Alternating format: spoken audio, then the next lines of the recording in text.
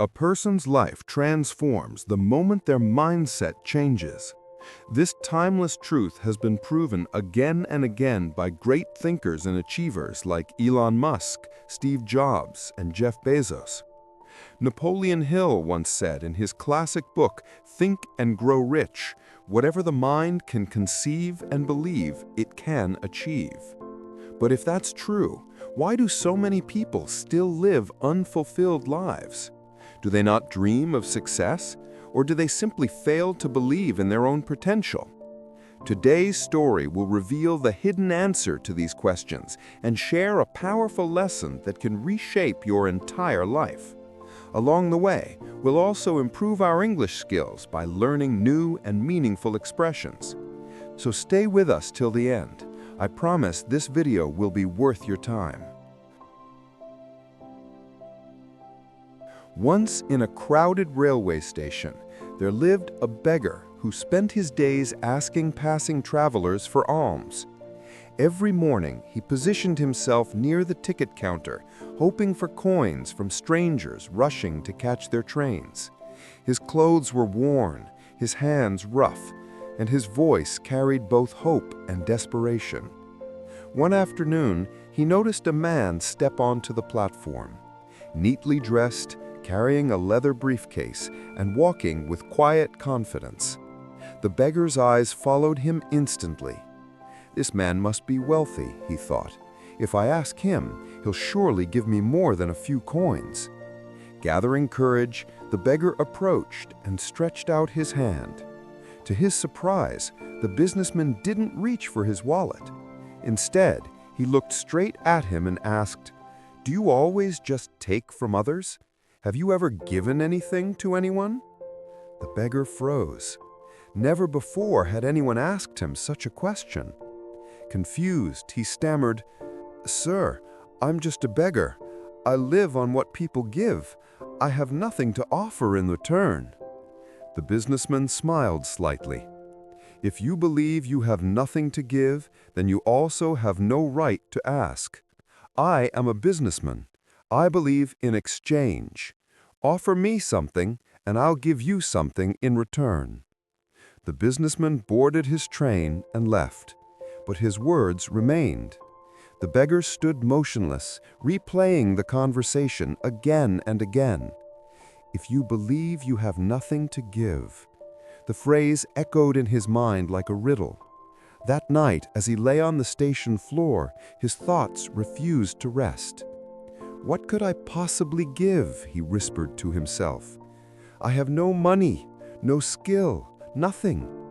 Yet something inside him stirred, a faint curiosity, a question that refused to die. 2 days passed. He did not beg. He simply watched the people, their movements, their expressions.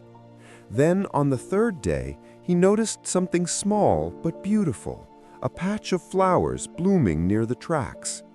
Their bright colors stood out amid the dust and noise. As he looked at them, an idea began to form. What if I give these flowers to those who give me alms? Maybe people will smile. Maybe it will make them happy. The thought excited him. He had never before imagined giving instead of asking. That very evening, he picked a few flowers gently and sat in his usual place. When a passenger dropped a coin into his bowl, the beggar smiled and handed them a flower in return. The person smiled back, the first genuine smile he had seen in years. From that day on, everything changed. The beggar continued his routine, but now each coin came with a flower. Each act of giving returned with a moment of joy. Soon, people began noticing him. Travelers started seeking him out, not out of pity, but out of curiosity. "Let's find the man who gives flowers," they would say. His small act had turned begging into exchange, and exchange into dignity. He also noticed something else. When his flowers ran out, fewer people stopped to help. This observation deepened his understanding. People value what they receive. Giving creates connection.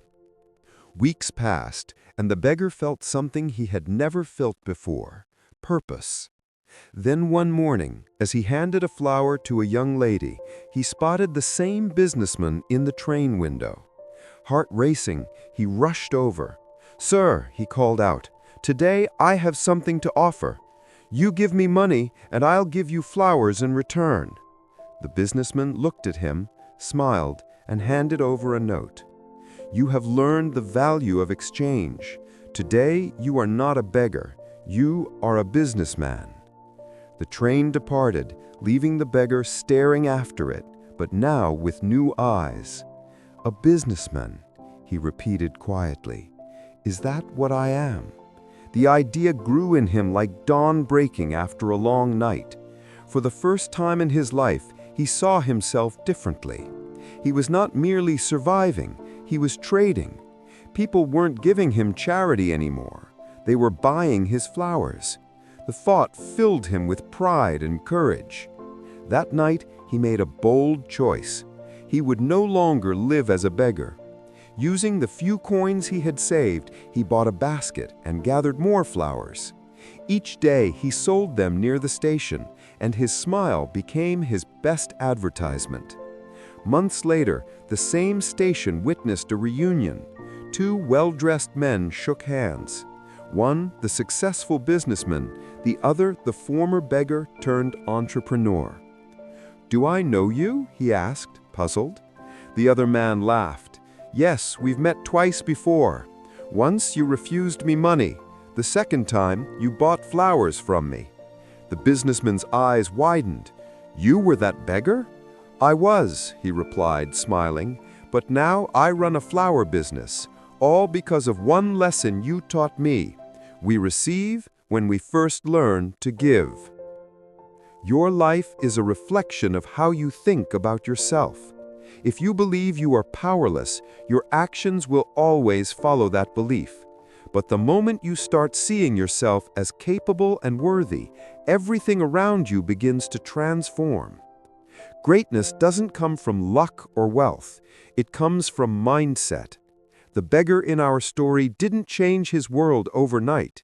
He changed his thoughts first, and the world followed. So stop underestimating yourself. You already have what it takes to create a better life: confidence, ideas, and determination.